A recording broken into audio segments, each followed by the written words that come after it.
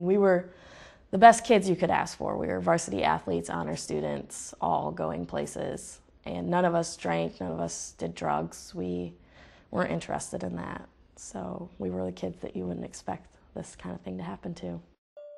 4 of my friends and I, we were driving around, just driving through neighborhoods. We started to head back to my house, and on the way home, one of the boys decided to throw a water bottle out the window, which is something the boys did a lot. They like to throw things at cars. Next thing we know, there's the car speeding at us. We turned down a country road, and the car followed, and he was getting closer and closer. By this time, the car was less than a car length behind us, the headlights illuminating the entire car. I made sure I had my seatbelt on. I said to my friend, Charlie, put your seatbelt on, because I just knew this wasn't going to end well. The car was getting closer and closer, and we were going faster and faster. I started praying, to God to please let me survive. I'm not ready to die. I'm too young. I'm only 17.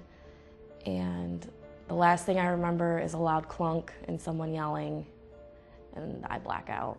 They reconstructed the accident and concluded that the speed was about 76 miles an hour when we impacted with the tree. I burst my lumbar 3 vertebra.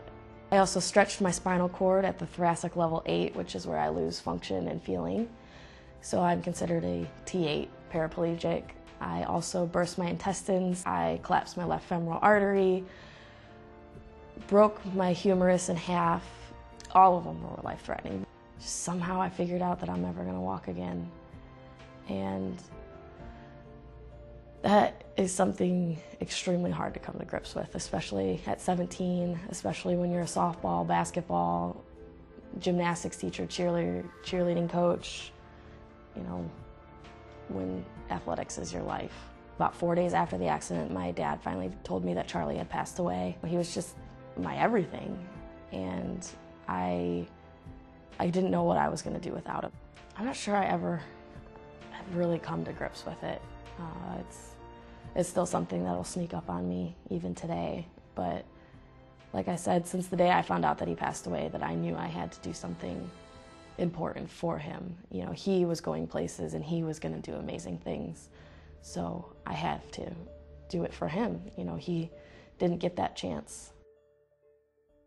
My parents were doing amazing things while I was in the hospital sleeping. They we're doing research and calling doctors and calling people, and a woman whose daughter was a patient at the Rehabilitation Institute of Michigan at the time came up and told my parents about the facility and said that we should check it out. The first appointment that I had there was amazing, because for the first time in 6 months, people were looking at me as Stevie a person, not that girl in that chair, or Stevie, the girl that got in that car accident.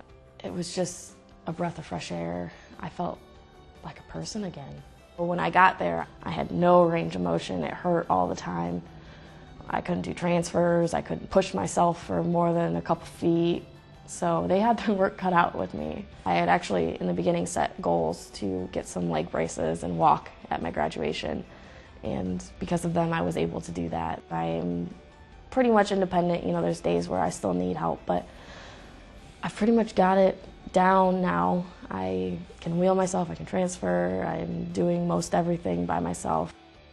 They actually challenge you, and in such a positive way that they push you to do the best that you can. I wish everybody could go there that needs to. It's an amazing program. I would be lost without the Rehabilitation Institute of Michigan, honestly.